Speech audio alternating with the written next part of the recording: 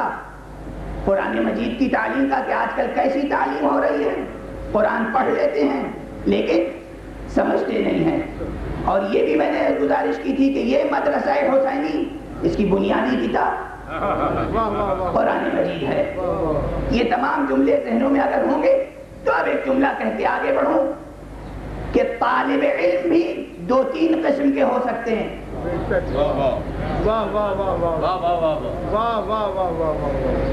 ایک طالب علم وہ ہو سکتا ہے کہ مدرسہ کھلا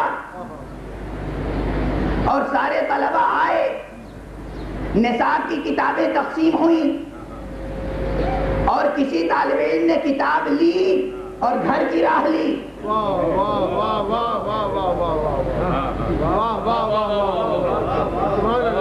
کتاب ہاتھ میں لی, بغل میں دبائی اور گھر کی راہ لی.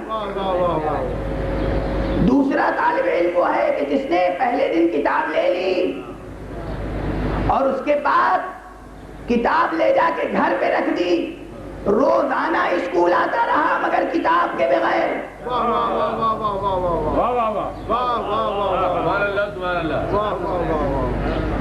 تو اب آپ اندازہ کریں کہ وہ طالب علم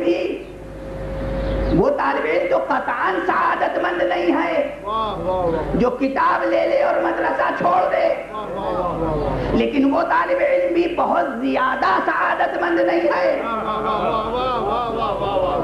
جو مدرسے میں حاضری تو دیتا رہے مگر کتاب اور کاغذ اور قلم لے کر نہ آئے.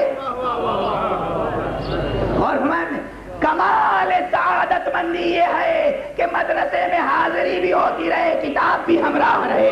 ایک صلوات پڑھیں محمد و آل محمد.